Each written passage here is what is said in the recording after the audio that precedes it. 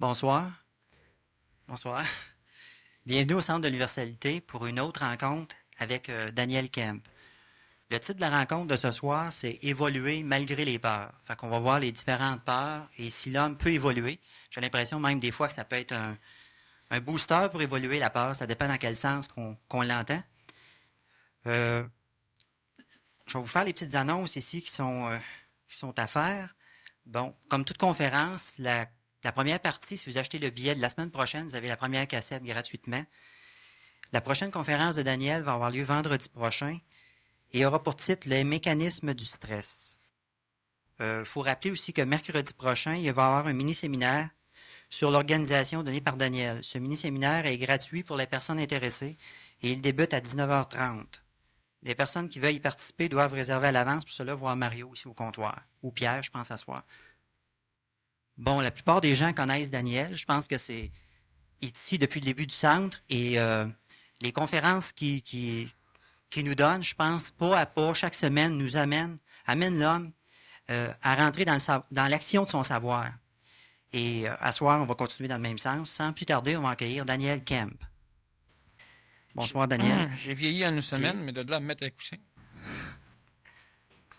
Tant qu'on recule pas trop, à soir, ça a l'air dangereux un peu par en arrière. Wow, on peut pas tomber bien plus bas que d'où on est parti. C'est vrai, c'est vrai. Le titre de la conférence ce soir à Daniel, les Évoluer malgré la peur. Bon, dans notre quotidien, moi, en tout cas, je peux partir avec peut-être des exemples de niveaux de peur que j'ai vu même cette semaine, puis que tout le monde a vu aussi. C'est juste que je vais essayer de les illustrer. Le premier type de peur qu'on voit, j'ai vu des gens qui disent qu'ils n'ont pas peur, premièrement, qui ont peur de rien parce que ils ont soit des outils, des techniques pris dans certaines sectes qui leur permettent de faire face à peu près à toutes les difficultés. Alors, c'est vraiment... Le deuxième niveau de peur, personnes qui avaient peur de choses qui n'existent pas. Peur que son locataire installe des téléphones dans toute sa chambre et qu'il ne puisse pas dormir parce qu'il souffrait d'insomnie. Peur qu'il y ait un chien puis n'avait pas, etc. Donc, peur des illusions, en fait, des choses qui ne sont pas encore arrivées. Un troisième niveau de peur, une personne qui est très spirituelle et qui a continuellement peur de donner des chocs aux gens par retour karmique. Tu sais, c'est un autre niveau de peur, finalement. Et tout ça, finalement, c'est des freins, puis en même temps, ça peut être un stimulant à évoluer parce que quand on a le feu en arrière, on avance, finalement, on n'a pas le choix. Sinon, je pense que l'être humain, finalement, serait stagnant. Alors, de quel sens qu'on va orienter la conférence à soir? Peut-être, on part-tu des peurs psychologiques ou on va tout de suite au... C'est toi qui m'interviews. OK, bon. Je serais plutôt... j'ai l'impression que finalement, si on regarde depuis une couple de semaines les conférences, il y a beaucoup de conférences qui expliquent les mécanismes de la mort. Et je pense que la plus grande peur chez l'être humain, c'est la peur de la mort. Celle-là, elle a été expliquée, puis je pense qu'elle peut être encore réexpliquée. Comment l'homme peut-il évoluer malgré cette issue fatale, je veux dire? Bon, premièrement, la peur ne fait pas évoluer l'homme, c'est la souffrance qui fait évoluer l'homme et c'est la souffrance qui amène la peur. Mais la peur ne fait pas évoluer. Si on a peur, automatiquement, il y a une souffrance. Et c'est cette souffrance qui va pousser l'homme vers l'avant. Le feu que tu parlais tout à l'heure en arrière de toi, c'est la souffrance, ce n'est pas la peur. Maintenant, ne comprenant pas ce feu ou ne comprenant pas la souffrance, automatiquement, l'homme a peur. Cette peur, elle va tempérer l'évolution de la souffrance. C'est-à-dire que la peur, elle est un mécanisme qui empêche l'humain d'évoluer. Non seulement ça ne l'aide pas, non seulement ça ne le motive pas, mais ça le bloque, ça l'empêche d'avancer, tandis que la souffrance le pousse à avancer. Alors on peut presque dire que l'humain n'étant pas le maître contrôleur de sa propre évolution, se voit obligé d'évoluer à partir de la souffrance, et comme la souffrance est un mécanisme explosif assez violent vers l'évolution, il pousserait l'humain à évoluer trop rapidement, ce qui pourrait forcer l'humain à d'autres formes de souffrance comme l'immortalité, la sénilité, les destructions physiques, les destructions psychologiques, etc.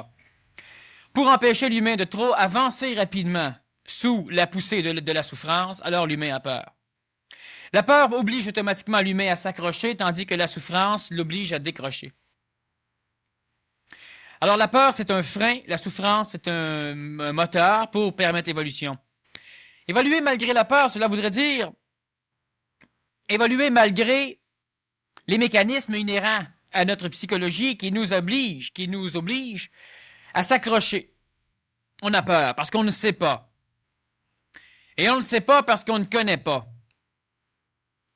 Et on ne peut pas connaître parce qu'on s'accroche. Alors ça crée une espèce de cercle vicieux. Et lorsque, à la longue, à force d'avoir peur d'une seule et même chose, par exemple, on finit par en souffrir. En souffrant, on finit par s'écœurer de souffrir, donc on finit par transcender la peur et on peut avancer. Alors, il faut bien comprendre que la peur, ce n'est pas un moyen d'évolution, la peur, c'est un moyen d'involution. En fait, il y a juste la souffrance qui est réelle parce qu'elle est vitale. La peur, elle est simplement au niveau psychologique. Non, la souffrance peut être aussi d'ordre tout à fait psychologique. La souffrance peut être d'ordre matériel, d'ordre vital, comme elle peut être d'ordre psychologique. La peur ne peut pas être d'ordre physique, elle ne peut pas être d'ordre vital, elle ne peut être que d'ordre psychologique. La peur, c'est relié à la pensée. L'homme a peur de ce qu'il pense. L'humain a peur de sa pensée. C'est la pensée qui a peur de ce qu'elle envisage. C'est la pensée qui a peur d'elle-même. Mais dans la réalité, il n'y a pas un seul être humain ici présent sur la planète, non pas seulement dans la salle, qui a peur de la réalité. L'humain n'a pas peur de la réalité, l'humain a peur de la pensée. L'humain n'a jamais peur de la réalité. Dans le séminaire PMC que je donne, il m'arrive souvent de donner justement des exemples de ce mécanisme que je vais refaire ce soir pour qu'on puisse un peu mieux comprendre. L'exercice est extrêmement facile. Évidemment, tu vas servir de cobaye parce que si je demande à l'assistance, il n'y en a pas un qui va être assez stupide pour monter ici. Alors je me fie sur toi. Voilà. Alors tu places ta main sur la table. Est-ce que présentement tu as peur? Non. Bon. Si je prends le crayon ici, que je l'enfonce dans ta main. Si je le fais extrêmement rapidement, tu n'auras pas le temps d'avoir peur. Tu vas avoir mal. N'est-ce pas? Mm-hmm. Une fois que je l'ai fait, je recommence, mais cette fois-ci, je mets le pouce sur le face. Et je recommence. Là, maintenant, tu as le temps d'avoir peur. Mais tu n'as pas mal. N'est-ce pas? OK. J'ai mémorisé l'expérience. Oui, mais tu n'as pas mal et tu as peur. Si je réenfonce, tu n'as plus peur. Tu as encore une fois mal. Si je retire, tu as mal parce que ta mémoire corporelle se souvient et tu as de nouveau peur. Un humain n'a pas peur qu'un chien le morde lorsque le chien le mord.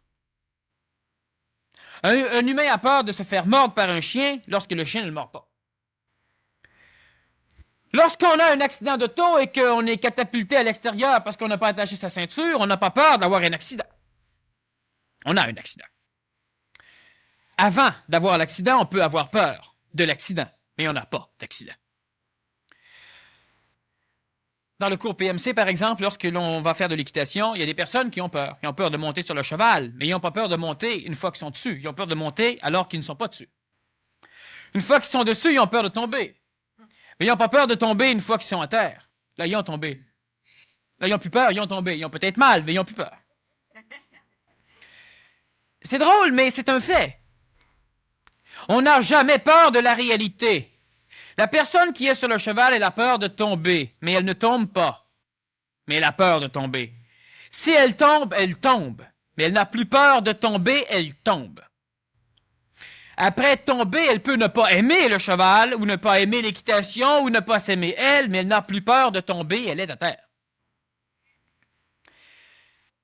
Alors, si l'humain n'a pas peur de la réalité, premièrement, cela prouve que l'humain n'est pas en résonance avec la réalité, donc l'humain n'est pas en résonance avec la vie, l'humain est en résonance avec l'interprétation de la vie. Mais il y a quelques secondes là de décalage qui fait qu'il y ait toujours quelques secondes Ça en tue arrière. l'évolution de l'homme, ça tue la conscience. C'est là qu'il n'y a pas de résonance. Exactement. Il y a la peur, il y a les insécurités, il y a la majorité des souffrances psychologiques, il y a l'incompréhension face à la vie, il y a tout un paquet de mécanismes qui amènent à l'inefficacité, à l'inaboutissement de l'évolution. Alors l'humain évolue toujours quelques degrés en arrière sur la réalité. Mais regardons ceci, ce sera pas long. Si l'humain n'a pas peur de la réalité, il a peur de quoi? Moi, je dis qu'il a peur de sa pensée. Cela veut dire que si je dis « je vais t'arroser », si tu me fais confiance, tu n'as pas peur. Mais me connaissant, tu peux avoir peur. J'ai toujours pensé qu'à un moment donné, tu le ferais, oui. Mais Passoire. tu n'es pas arrosé. Ça, on appelle ça essayer de convaincre. La diplomatie. Tu n'es pas mouillé et tu peux avoir peur. Mais lorsque j'aurai jeté ce verre, tu seras mouillé. Mais là, tu n'auras plus peur. Faut bien comprendre ce mécanisme. Même si on s'amuse un peu, même si on en rit un peu, sachez que vous riez de vous, c'est parfait, c'est impeccable si vous en êtes conscient. L'humain évolue en riant de lui. Et l'évolution est drôlement plus facile et plaisante lorsqu'on rit de soi, plutôt que de rire des autres. De quoi avons-nous peur? Je lève ce verre et Guy envisage une possibilité, celle que je lui lance l'eau dans le visage.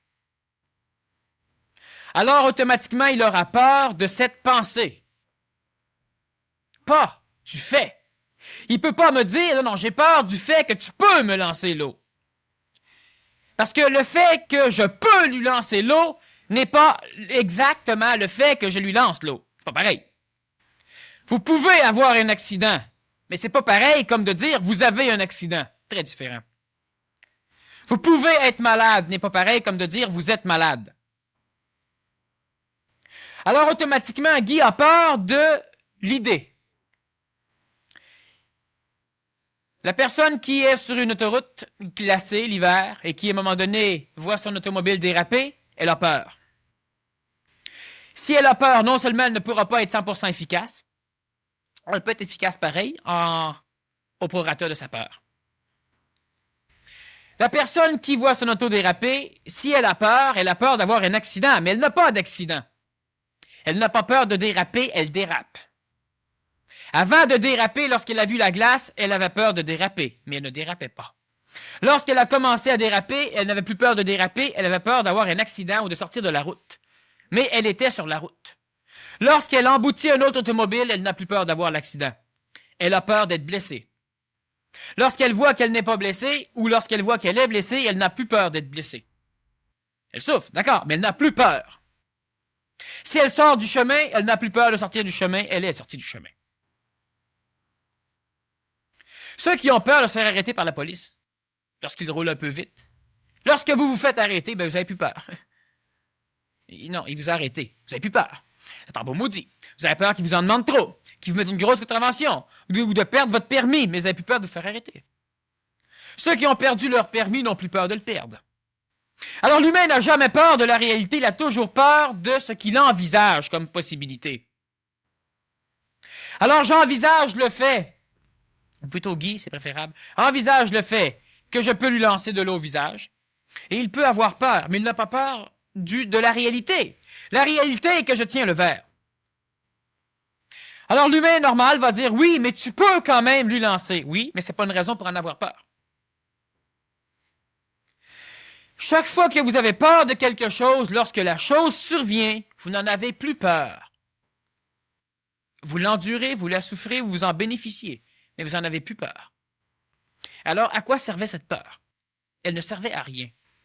L'exemple que je donne aussi en séminaire, entre autres, lorsqu'un individu pénètre chez toi, toi tu es acupuncteur.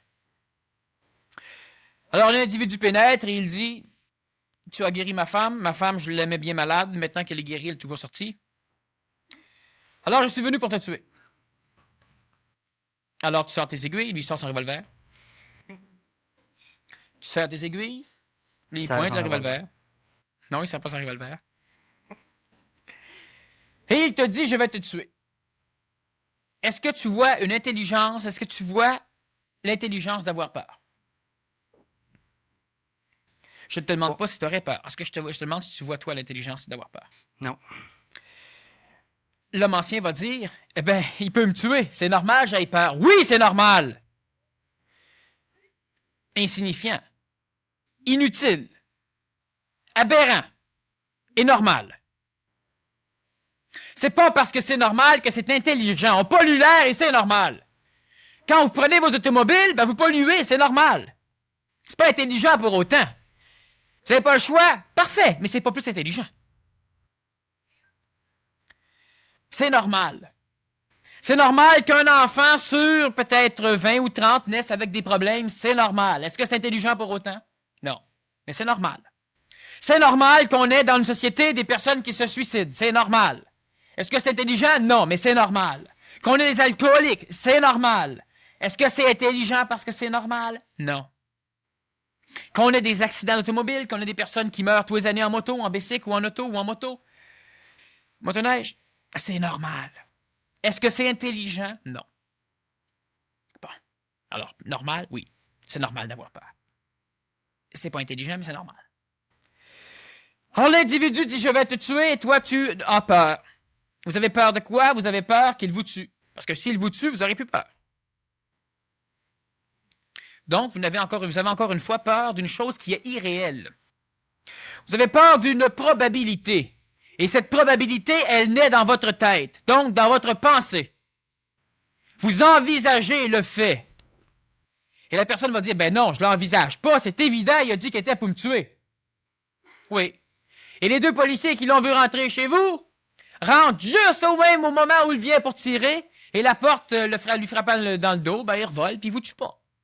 Ah, mais ça, je ne peux pas prévoir, moi, que... C'est ça. On peut toujours prévoir une chose, celle qui va nous faire peur, mais on n'est jamais capable de rester suffisamment lucide pour entrevoir le reste. Alors, on va dire, oui, mais lui, c'était une personne d'expérience, il s'en est sorti.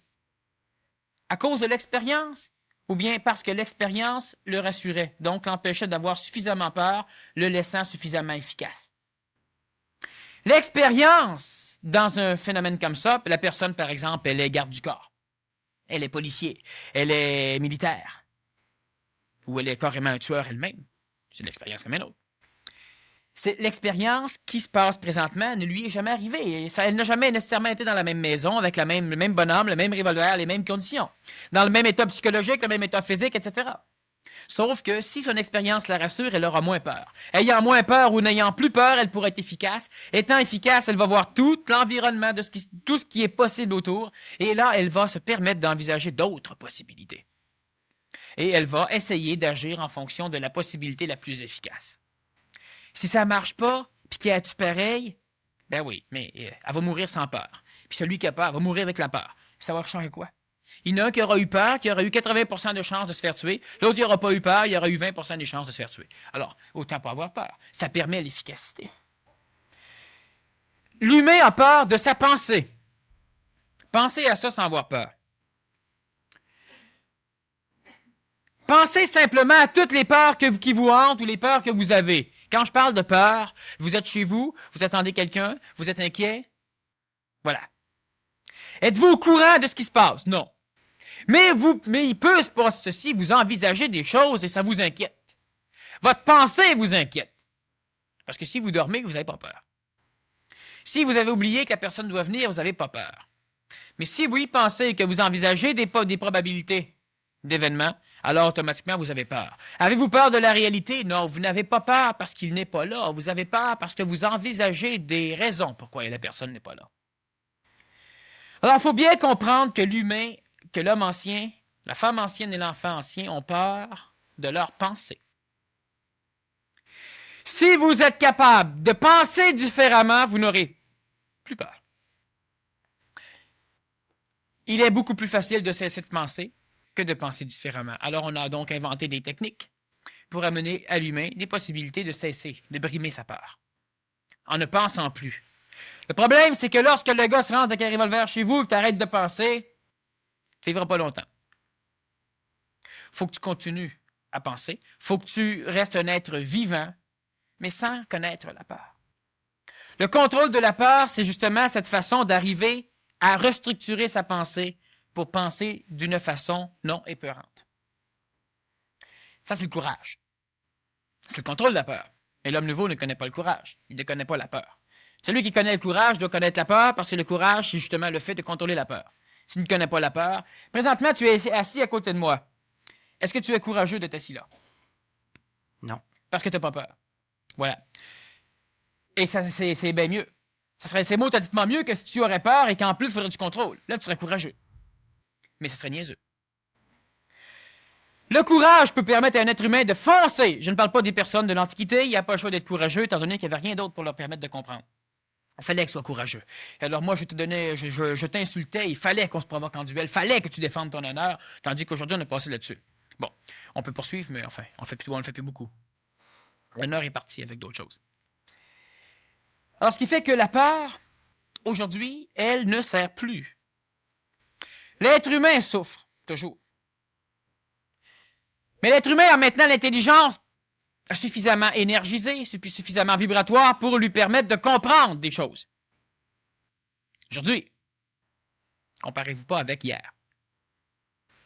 L'être humain aujourd'hui a la possibilité de comprendre des mécanismes, il a donc la possibilité de comprendre l'écologie qui règle son évolution, donc il a la possibilité de devenir conséquentiel. Il est capable d'envisager les conséquences de ses actes. Il est aussi capable de comprendre les conséquences immédiates des actes qu'il a eus ou qu'il a commis dans le passé. Et étant donné qu'il vit dans une société, il est capable de comprendre le résultat ou l'aboutissement des actes de sa société. On augmente les impôts, c'est un aboutissement conséquentiel de ce qu'on a fait il y a quelques années. On fait ceci, on fait cela, on peut comprendre. L'humain souffre. La souffrance le force à avancer parce que la souffrance l'amène à être écœuré, d'être écœuré, d'être écœuré. Et lorsque l'humain est écœuré, d'être écœuré, d'être écœuré, il a la faculté d'énergiser sa conscience pour comprendre ce qui se passe et automatiquement transcender ce qui lui cause cette souffrance, cet écœurement. Par contre, si l'humain a peur, je prends un exemple assez proche. Moi, j'ai fait de la radio de temps en temps. Maintenant, de temps en temps. Et il y a beaucoup de personnes qui sont intéressées à m'entendre à la radio. Certains sont intéressés parce qu'ils peuvent me maudire toute la nuit. Ça leur donne une raison de vivre. Ça les dynamise, ça les énergise. D'autres sont intéressés parce qu'ils me trouvent comique. Et d'autres intéressés parce que ou bien je réveille de quoi chez eux, ou bien j'instruis leur ego que ce qu'ils vivent est normal dans la phase évolutive de l'humain. Autrement dit, je les rassure.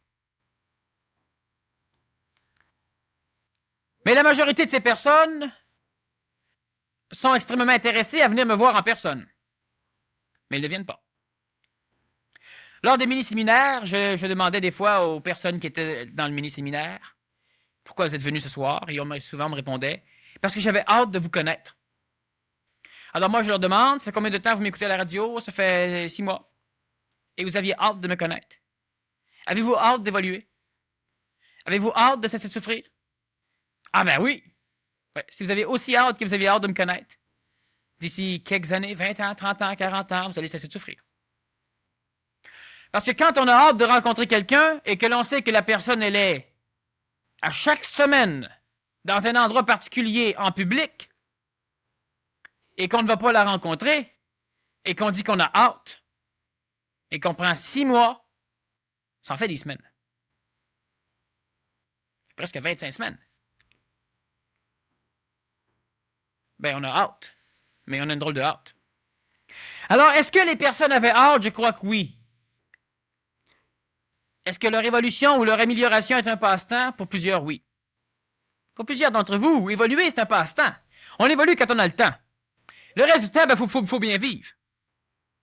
Quand même. On ne peut pas mettre toute son énergie à s'améliorer et à être mieux. Il faut quand même vivre. Ça, je comprends. Ça va changer. Parce qu'à un moment donné, vous allez allier votre « faut bien vivre » à « faut bien évoluer ». Les personnes, elles ont hâte et elles ont peur. La première merde au niveau des peurs, c'est l'empêchement de prendre des décisions. On ne prend pas de décision parce qu'on a peur de se tromper. Parce qu'on ne sait pas. Alors l'humain préfère savoir qu'il aurait dû plutôt que savoir qu'il a réussi ou manqué. L'humain préfère se dire « Ah ben toi, si j'y aurais été, tu sais, c'est ça, mais il faut croire que je t'ai pas dû. » L'humain n'a pas dû à grand-chose, parce que l'humain attend que tout y tombe sa tête. Ça fait près de 300 personnes que je rencontre les mercredis soirs, et sur les 300 personnes, la grande majorité avait hâte de me connaître. La grande majorité savent depuis longtemps que je suis ici, et la grande majorité ne sont pas venus. Je m'en fous qu'ils ne soient pas venus me voir. L'idée n'est pas là. Quand quelqu'un me dit « Ben moi, je suis venu, Je voulais pas vous connaître, ça m'intéresse pas partout. Mais je suis venu à soir parce que, bon, j'avais rien à faire, ou encore l'organisation, ça m'intéresse. Alors, c'est la première fois que j'entends parler, vous avez un séminaire, et puis je me suis inscrit. Le séminaire est gratuit, ça m'a motivé un peu. Mais je suis venu pour entendre parler d'organisation, et je n'ai entendu parler il y a une semaine ou deux, puis là, je me suis inscrit. Mais vous, personnellement, non, c'est impeccable. Mais quand on me dit, moi, ça fait 1 an que j'entends parler, puis ça fait 1 an que j'ai le goût, puis que ça me tente. Ouais, ben si c'est de même, vous évoluez. Si vous avez le goût d'être heureux, comme vous avez le goût de venir, ça va être long maudit avant que vous soyez heureux. Dans tout ce que vous avez hâte, et dans tout ce qui vous tente, combien de ces choses appliquez-vous dans vos vies de façon à pouvoir les réaliser? Certains vont dire, oui, mais on ne peut pas tout faire. Maudite belle excuse. C'est vrai pour certains. Ou c'est vrai peut-être pour certaines de vos désirs ou de vos trucs que vous avez hâte. Mais c'est pas nécessairement vrai pour tout. La personne, elle va dire, oui, mais j'ai pas tellement le temps. Elle n'a pas le temps pour rien. Et on n'a jamais. C'est pas vrai, on peut pas ne pas avoir de temps pour rien. On peut ne pas avoir de temps pour laver l'auto, pour aller faire l'épicerie, peut-être pour aller avec son enfant à l'école, peut-être pour aller voir un film, se distraire ou assister à une conférence, s'instruire. Mais on ne peut pas manquer de temps pour tout. On ne peut pas. Sauf que mettant la raison générale, j'ai pas le temps, ça camoufle toutes les peurs, toutes les incertitudes, toutes les insécurités, toutes les fausses hâtes, tous les faux désirs. Et puis on ne se rend plus compte du tout de ce qu'on veut et de ce qu'on veut pas. Tout ce qu'on sait, c'est qu'on n'a pas le temps de vouloir. À peine le temps de vouloir. Pas le temps de rien faire. Les personnes me disent, oui, mais tu sais, je savais pas si c'était une secte. Et ça, la peur. Comment t'as fait pour savoir? Ben, ça m'a pris 6 mois, je me suis destiné à venir voir. Bon, ben, si tu serais venu après 2 semaines, t'aurais vu aussi. T'aurais pas passé 6 mois à niaiser.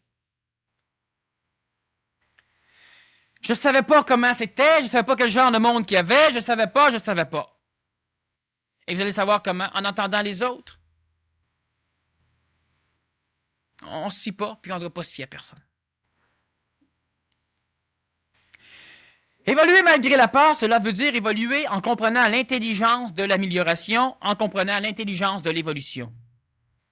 C'est ça que ça veut dire évoluer malgré la peur. Dans un séminaire, on peut travailler sur les peurs. En conférence, on ne peut pas éliminer les peurs chez personne. Certaines personnes ils sont vibratoirement prêtes peut-être à comprendre des mécanismes. La peur, fondamentalement, non seulement elle est l'explication que l'homme a peur de sa pensée, c'est la pensée qui engendre cette vibration de peur. Lorsque vous avez peur, vous n'avez pas peur. Vous êtes la peur. Et ça, il faut comprendre ça parce qu'automatiquement, vous allez agir en peur. Prenez panique, vous êtes la panique. Étant la panique, vous courez en panique. Votre corps est crispé en panique. Vous êtes de la panique. Alors ne pensez pas qu'à un moment donné, vous êtes hanté par une énergie qui vous rend en panique et qui vient vous manipuler. Et que vous vous débattez là-dedans pour revenir vous-même. Et c'est faux. Votre pensée, non seulement, et on l'a vu souvent en conférence, non seulement votre pensée n'a aucun pouvoir sur la matière, non seulement votre pensée n'arrive même pas à faire bouger votre corps. Votre pensée, elle a une fonction évolutive. C'est l'instruction de l'ego lorsque votre mental sera en contact avec l'intelligence instantanée. Autrement dit, lorsque votre pensée sera régie par un ajusteur de pensée, ça va instruire ce qui, égoïquement, pour l'instant, vous fait évoluer et qui, à un moment donné, va vous nuire. Et ça va transmuer cette chose. Ça va la faire évoluer. La pensée, elle ne sert à rien d'autre. L'être humain pense que c'est par la pensée qu'il a inventé une navette spatiale. Il pense, l'être humain, que c'est par la pensée qu'il a découvert que la Terre était ronde. Il pense, l'humain, que c'est par la pensée qu'il a inventé le verre, qu'il a inventé le téléphone. Non. Absolument pas. Parce que si ça serait par la pensée que l'humain inventerait des choses, il les inventerait bonnes et correctes du premier coup. Alors l'humain va dire non, mais on a besoin d'essayer, puis on voit que ça ne marche pas, puis on recommence, puis on voit que ça ne marche pas, puis on recommence. Oui, c'est par l'expérimentation, c'est pas par la pensée. Et celui qui a un flash et qui tout d'un coup, il ne pense pas, il a un flash. Lui, il est relié au savoir instantané, il ne pense pas. Pas par la pensée. Par la pensée, vous avez peur. Par la pensée, vous ennuyez. Là, oui, là, vous êtes oui, vous pensez. Quand vous avez un problème, vous y pensez. Quand vous en parlez, vous le réglez. Et la parole, elle peut être régie par l'énergie supramentale, par l'intelligence instantanée. Ce n'est pas en pensant qu'on règle grand-chose. En pensant, on a peur. En pensant, on s'ennuie. En pensant, on est inquiet. Quand vous pensez le soir, vous voulez vous coucher, vous pensez. Vous ne dormez pas. Il y a plein de choses qui passent dans votre tête. Et c'est ça, vous pensez. Et en plus, vous pensez que vous ne voulez pas penser. Et en plus, vous pensez que... non, mais je peux pas arrêter ça. Oui, c'est ça. L'humain ne pense pas. Il y a une conscience chez vous très limitée qui s'appelle la pensée et qui est une vomissure sans cesse, continuelle, de vos mémoires, de vos expériences et des expériences d'autrui que l'on va chercher, que l'on va rechercher par télépathie, c'est-à-dire par collectivisme au niveau de la psychologie collective. Collectivisme astral. Lorsque j'explique à l'humain que sa pensée ne peut pas faire bouger son corps, ici on a déjà fait l'expérience, une expérience bien banale, faites bouger votre bras avec votre pensée, vous ne serez pas capable. Alors on a fait l'expérience, les sceptiques, vous pouvez vous confondre, vous vous concentrez sur votre bras pour qu'il lève, puis vous allez voir, il ne lèvera pas. Et celui qui fait la farce a dit, ben oui, ben gars, il lève, pas de problème, fais bouger ton oreille. Elle ne bougera pas. Dresse tes cheveux. Ils ne se dresseront pas. Alors voilà, non, la pensée, c'est pas grand-chose. La pensée, elle ne sert à rien pour l'instant, elle va servir. La pensée, l'être humain pense qu'il pense. Je pense donc je suis. Je pense donc j'étais, serait plus juste. Celui qui ne pense pas n'a pas peur, ne s'ennuie pas.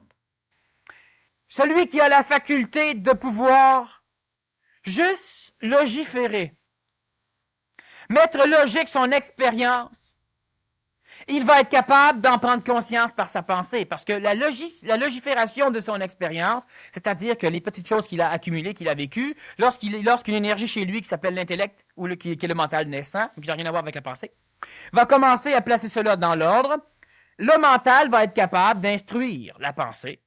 Alors l'être humain penser logiquement, et là il va dire, ça y est, je viens de trouver. Et à l'instant où l'humain vient de trouver, il est content. Et la pensée étant contente, perturbe le contact avec ce qu'il a trouvé d'intelligent. Et à un moment donné, ben, il a trouvé, mais là, il faut encore qu'il cherche. À un moment donné, on a des humains qui ont une solution claire. Et là, ils essayent de la mettre en mots.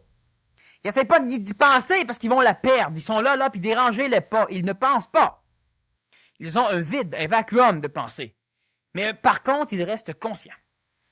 Et la conscience n'a rien à voir avec la pensée. La pensée, c'est la conscience archétypale, archaïque, ancestrale de l'homme ancien. Mais vous êtes capable, et vous le faites suffisamment souvent, vous êtes capable d'agir sans penser. Et là, vous êtes efficace.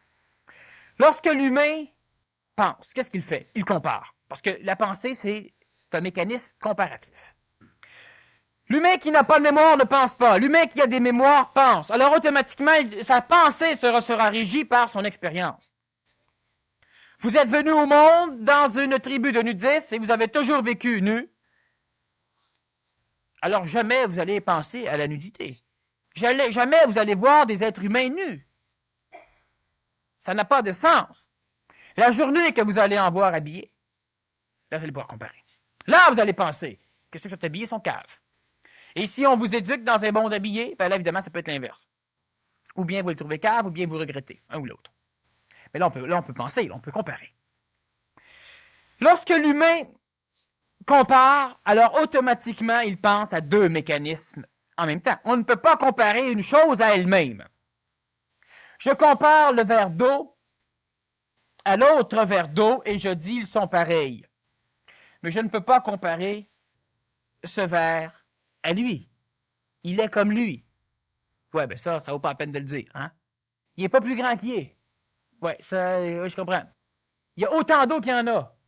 Oui, c'est officiel. Puis il y a en plein la forme qu'il y a. Oui. On ne peut pas comparer une chose à elle-même. L'humain ne peut pas penser. Quand vous pensez, vous comparez. Vous additionnez. Vous arrivez à une comparaison, à une solution, à un résultat, à une idée, à une pensée. Et lorsque l'être humain se fait penser, lorsque vous ne pensez plus, et lorsque vous ne voulez plus penser, mais que ça pense pareil, là, lorsque vous voulez dormir et qu'il y a des choses qui se promènent, lorsque vous voulez vous concentrer sur un problème de finance ou de mathématiques ou d'impôts et puis que vous êtes, on vous charrie, lorsque vous avez de la misère à embarquer dans un film ou à suivre un cours, lorsque vous écoutez plus ce qu'on vous dit à côté de vous, vous pensez pas, on vous pense. C'est-à-dire que votre mémoire vient, dans votre conscience, vomir des mécanismes qui peuvent être des mécanismes de coq à l'âne, qui peuvent avoir une forme de suite, mais vous ne voulez pas et vous ne pouvez pas l'empêcher. Le contrôle de la pensée amène simplement à l'humain le fait que ses mémoires ne viennent plus de son plan émotif, dans sa pensée consciente, mais cette pensée va être générée par son plan intellectuel, son plan mental. Ça, c'est le contrôle de la pensée. Lorsque l'humain compare, il compare une chose à une autre. Et automatiquement, l'humain, comparant une chose à l'autre, décide, observe, et là se dit, automatiquement que lorsque l'humain compare, il y a un onde de forme, il y a une vibration, il y a une énergie entre les deux choses, il y a une énergie qui l'attirera plus que l'autre. Vous comparez votre cour à la cour du voisin, il y aura une des deux cours qui va vous plaire le plus. Vous comparez votre auto à l'auto du voisin, vous comparez votre auto à la publicité, vous comparez votre auto à ce que vous avez eu, il y aura automatiquement l'une des deux choses qui vous plaira le plus. Et ça, c'est la merde. Aujourd'hui, pas dans le passé. Dans le passé, l'humain ne pouvait pas être intelligent, être relié à l'intelligence instantanée. Il ne pouvait qu'être intellectuant, relié à l'intelligence mémorielle. L'intelligence spontanée, l'énergie supramentale, ce qu'on appelait dans l'Antiquité l'Esprit Saint, ne regarde même pas votre cerveau. Tandis que l'intellectuance ne peut pas être exprimée si vous avez un cerveau magané. Ce que je veux dire, c'est qu'une personne sotte peut devenir un être intelligent. Et elle peut répondre à tout ce que les savants n'arriveront pas à répondre, si elle a un contact supramental. Tandis qu'une personne sotte ne peut pas avoir de contact avec l'intellectuance ou avec sa mémoire, parce que son système neuronique, son cerveau, n'est pas suffisamment évolué ou a été altéré. Et il ne peut pas permettre le contact avec les mémoires. Vous avez tous la même mémoire, mais vous n'avez pas tous la même faculté de vous souvenir.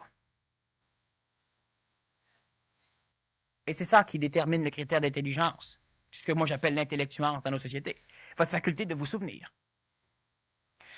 Entre ces deux choses que je compare, il y en a une des deux qui vibre le plus avec moi, alors je dis je veux elle, parce que automatiquement il y a de l'amour. Je suis attiré. Elle me plaît plus qu'elle.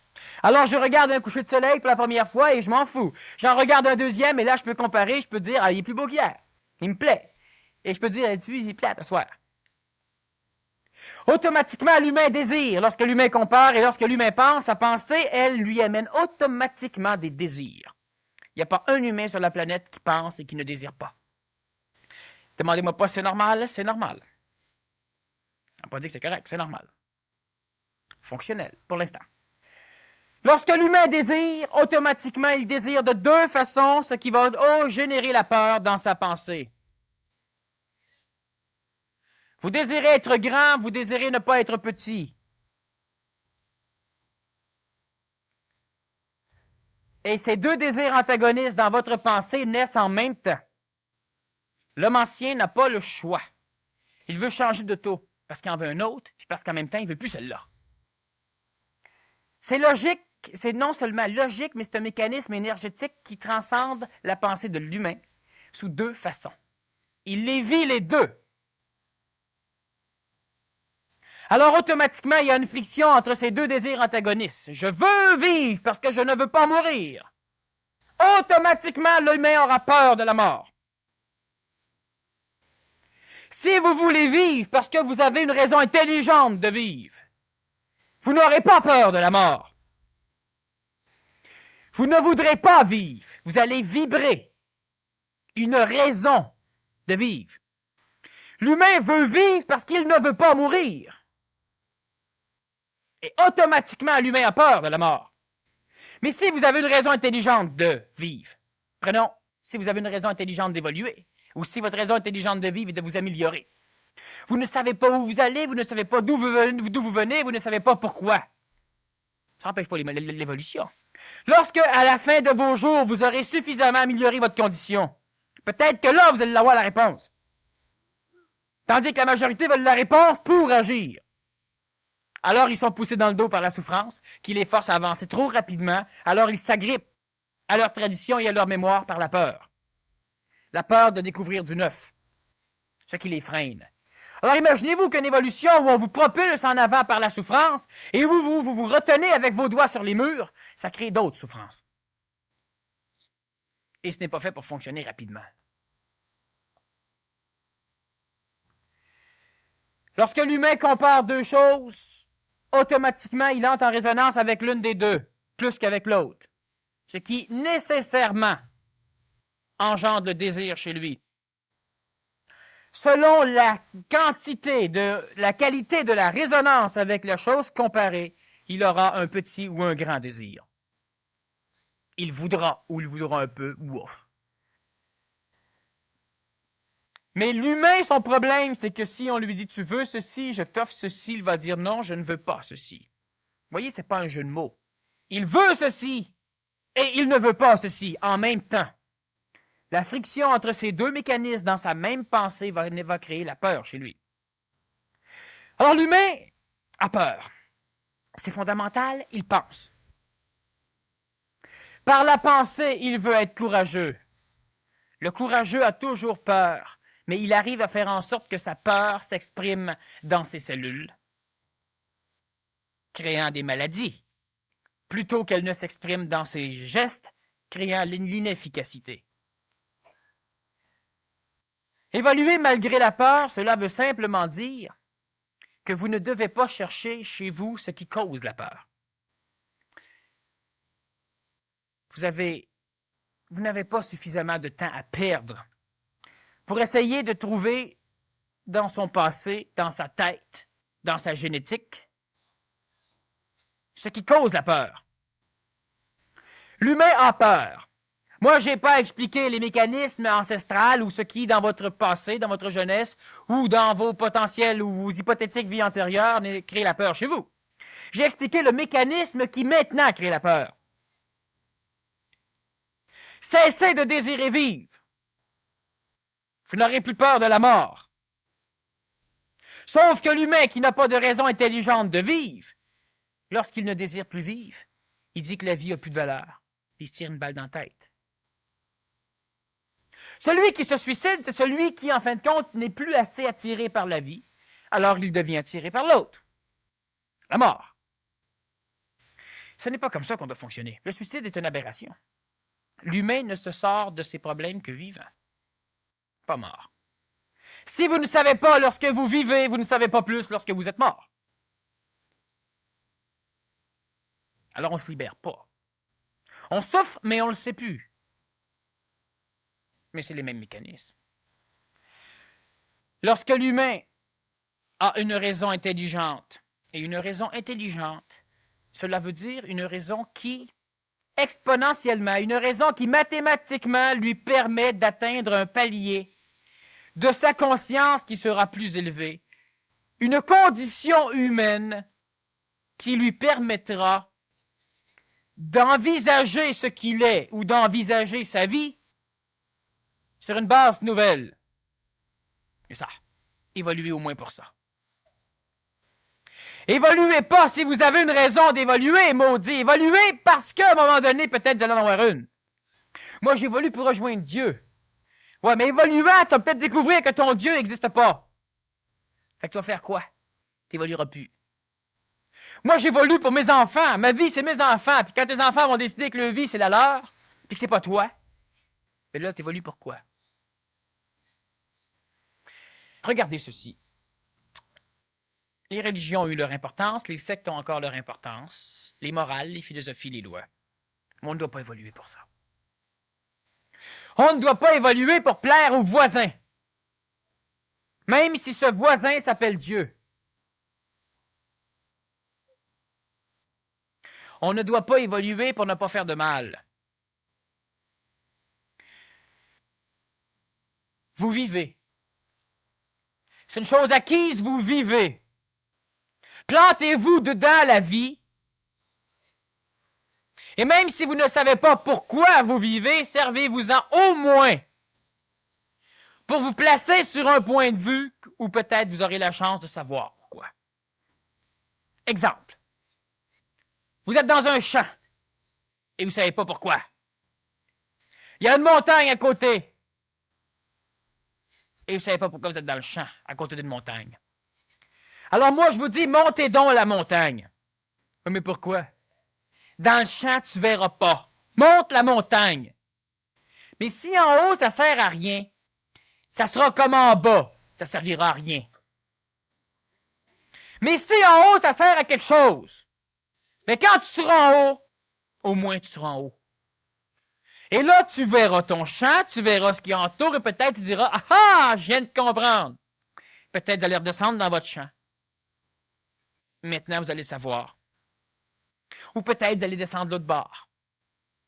Et vous allez simplement dire, tiens, je t'ai juste pas né à bonne place. C'était l'autre côté, il fallait que j'aille travailler. Ça se peut. Mais celui qui est là et qui dit, pourquoi? Dans le niveau de conscience où vous êtes actuellement, vous voyez mieux, vous voyez plus. Mais on recherche toujours une carotte pour placer en avant de l'âne. L'âne, c'est l'humain qui évolue. Et la carotte, c'est le leitmotiv, c'est le but. Rejoindre Dieu. Ça, tu sais même pas où ce qui est. Il est partout. Bouge plus, t'es rendu.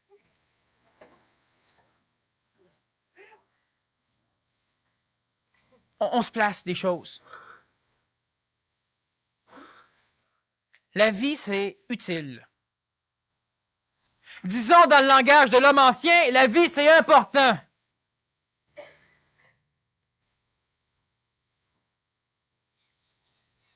Jouer au tennis, c'est important. Parce que la vie,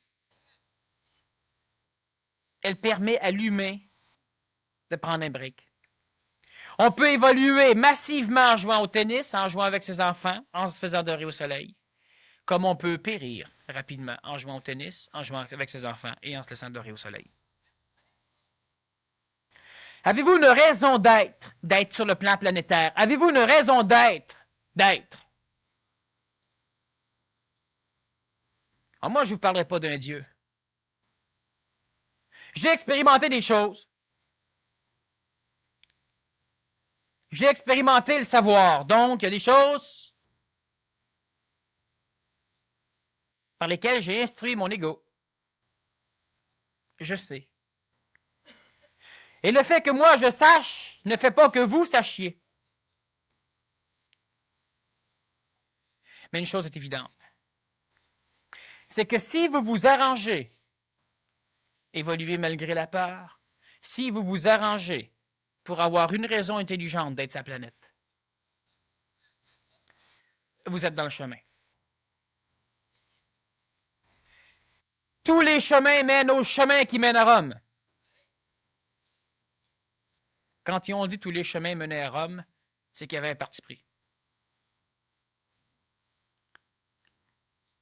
Rome, pas en Italie. Tous les chemins mènent au chemin. Ça n'a pas d'importance. La distance, ça dépend de la vitesse avec laquelle vous allez évoluer. Donc, la distance, ça n'a pas plus d'importance. C'est bien du chemin à faire, ça ne change rien. Montréal à Chicoutimi, on a bien du chemin à faire, mais si on le fait en avion, c'est pas long. Une raison intelligente d'évoluer. Il n'y en a pas 50, il n'y en a pas 50 000, il n'y en a qu'une. Dans l'étape actuelle de l'évolution de l'humain, il y en a une. Et cette raison intelligente, elle peut sans doute être comprise par vous, mais pas par le reste de l'humanité. Oh, par d'autres personnes sur la planète. Mais pas par l'ensemble. Ils ne sont pas prêts. Il y en a qui ne savent même pas qu'ils sont là. Il ne faut pas leur demander pourquoi ils sont là. Survivre, c'est une raison physique. Procréer, c'est une raison vitale. Maintenant, quelle est la raison émotive, astrale, et quelle est la raison mentale de votre évolution? La raison intelligente physique vous permet de survivre, l'instinct. La raison intelligente au niveau vital, procréer, étendre et continuer à donner un cadre, la race, pour que vous puissiez continuer à évoluer dedans.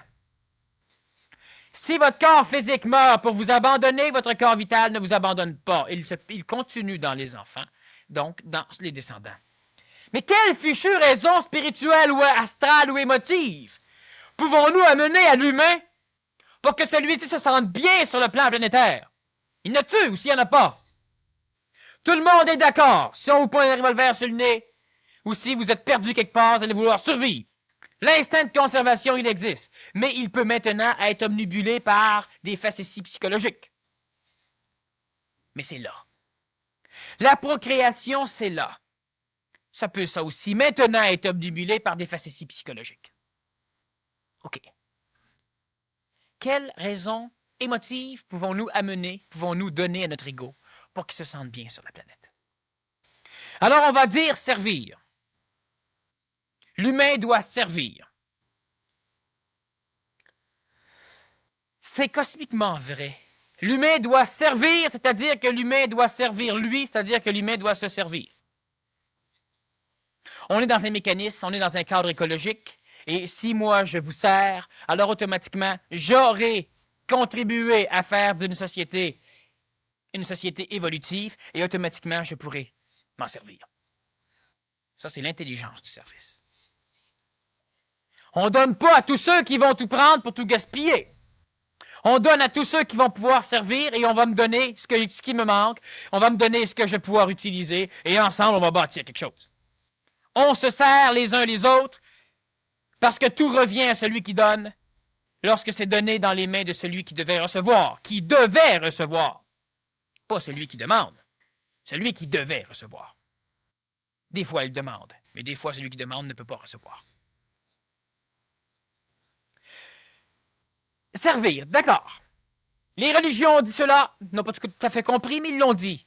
Les écoles traditionnelles le disent. Mais maintenant, chez vous, vous avez une faculté qui s'appelle l'intellect, qui crée l'intellectuance, ce que l'humain appelle l'intelligence, mais c'est autre chose, intelligence. L'intellectuance, et y a-t-il une raison? Parce que votre intellectuance fait que vous allez commencer à mettre des points logiques sur votre servitude, sur votre instinct de survie, sur votre procréation, et là, vous ne voyez plus pourquoi vous êtes planté sur la planète. L'homme des cavernes survivait, c'était suffisant. À un moment donné, on procréait, c'était suffisant. On y allait pour la servitude d'un dieu, c'était suffisant. Vous avez un corps mental maintenant. Et c'est plus suffisant.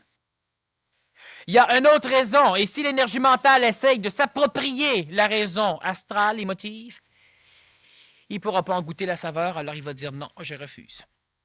Alors, il recrée des peurs. Les peurs de l'évolution. Peur d'être pris d'insectes, peur de ne pas comprendre, peur de trop comprendre, peur d'etc., etc.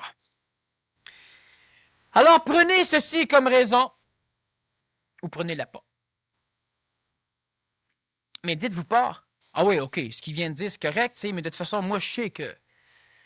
Non. Celui qui sait ne souffre plus. Et celui qui sait ne peut pas être amené à un point de souffrance. Celui qui sait ne doute plus. Et celui qui sait ne peut pas être amené à douter. Dernièrement, j'ai rencontré des personnes qui m'ont dit qu'elles savaient. Et même dans leur voix, on dénotait une vibration de doute et d'insécurité. Et elles se devaient de savoir, parce que sinon elles auraient peur. Parce qu'elles ne savent pas. Elles ont la foi, mais elles ne savent pas. Alors, il y a une personne qui dernièrement m'a dit « Oui, je sais ». J'ai dit « Non, je peux te prouver que tu ne sais pas ». Elle avait une vibration où on pouvait peut-être, oui, où je me suis permis d'aller fouiller dedans son savoir. Ça pouvait être constructif pour elle. Et après 15 minutes, elle ne savait plus si elle savait. Elle doutait. Elle voyait bien qu'elle ne savait pas. Qu'elle cristallisait un savoir. Qu'elle s'en inventait un. Alors celui qui dit oui, la raison, c'est bon, c'est pas pire, mais moi, j'ai... Non, c'est pas de la motivation, c'est pas du positivisme. Ce n'est pas une autre forme de pathologie moins apparente que je vais vous donner. D'ailleurs, je ne vais rien vous donner. Je parle.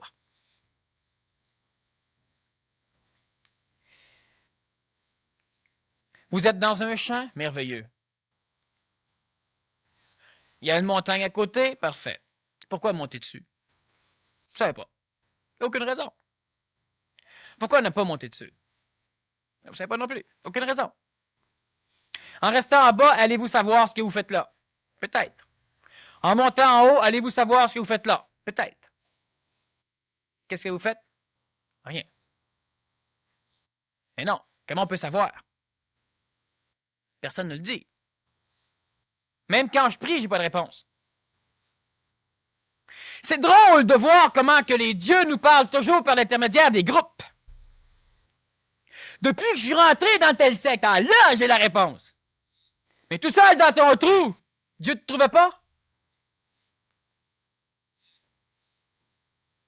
Non, ça ne veut pas dire que Dieu n'existe pas. Ça veut simplement dire que dans un groupe, on s'affilie à une conscience collective, à un égrégore collectif, à une invention collective. Parce que si Dieu vient vous chercher lorsque vous avez été baptisé sur une tutelle, bien, ce Dieu-là, un jour, il devra se mettre à genoux devant vous.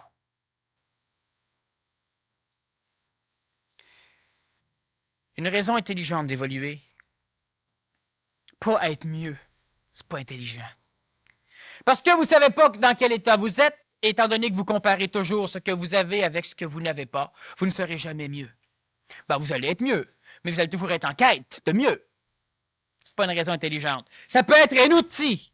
Améliorer son sort. Oui, mais c'est pas la raison.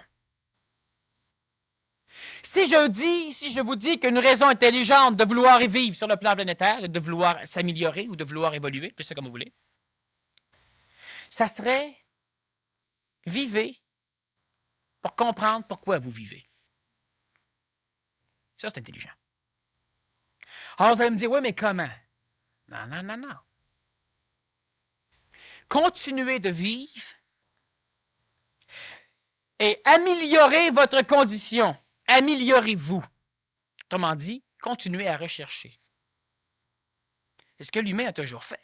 Sauf que l'humain, maintenant, se dit pourquoi? C'est pour ça qu'il ne cherche plus convenablement. C'est pour ça qu'il a hâte d'aller quelque part, puis 1 an ou 6 mois après, il y va. Si on prend quelqu'un, puis qu'on lui met un sac de plastique sur la tête, puis qu'on attache le sac, il va tout faire pour arracher le sac. Il n'a pas hâte de respirer. Il veut respirer. Quand l'humain veut évoluer de la même façon, il n'a pas hâte de plus souffrir. On a hâte, hein? À un moment donné, on s'habitue à la souffrance, on s'habitue à tout. On a hâte. On veut que ça change. Ben là, il y a une réunion où on en parle du changement. Ouais, je sais bien m'asseoir, pas mal fatigué, tu sais. Pas le temps d'aller là-bas, puis, tu sais, il va en avoir d'autres, j'imagine. Oh ouais, mais s'il y a un 4 caves qui se présente, il n'y aura pas d'autres. Dans 10 ans ou dans 20 ans, on en refera une réunion pour changer. Toi, tu ne seras pas là. C'est le même qu'on fonctionne. On a hâte. On veut pas. On a hâte. Moi, quand le monde dans des séminaires me dit « moi, j'ai hâte en maudit d'arriver à m'en libérer. » Oui, c'est là, j'y suis. Félicitations. Continue à avoir hâte. Pas lâcher, c'est bon d'avoir hâte. Moi, j'ai hâte d'avoir ma maison. Qu'est-ce que c'est pour en acheter une? Ah ben là, tu sais, là, pour l'instant, je suis pas encore correct. Tu sais, il faut faire ici, il faut faire ça. Oui, c'est correct. Continue d'avoir hâte. Je peux en vendre de la hâte. Elle se vend bien, tout le monde achète. Mais qui veut?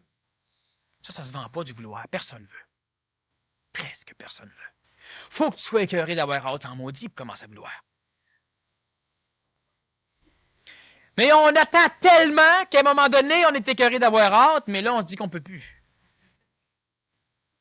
Il me reste 5-15 ans à vivre. Il me reste 5-20 ans. Il me reste 5, tu sais, je suis rendu à 65 ans.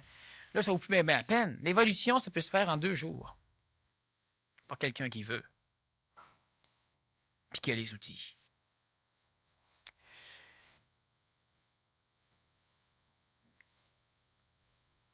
Juste améliorer votre santé.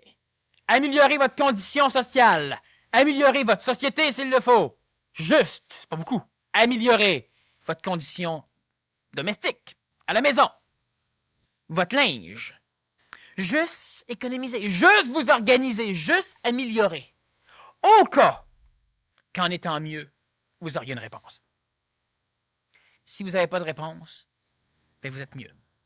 Mais il ne faut pas évoluer pour être mieux. Ça, être mieux, c'est un symptôme secondaire de l'évolution.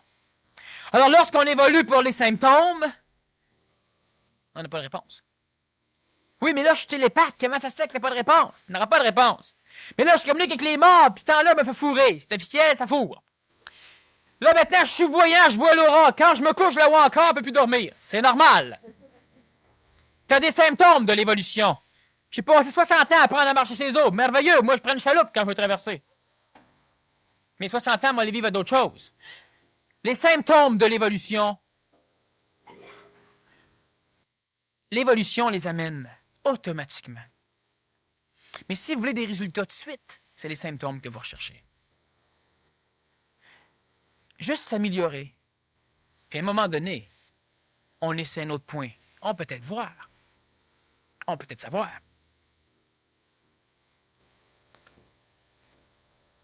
On va prendre une pause de 20 minutes, une demi-heure. Puis merci beaucoup, Daniel. On se revoit tantôt. Si vous avez des questions, vous les distribuez.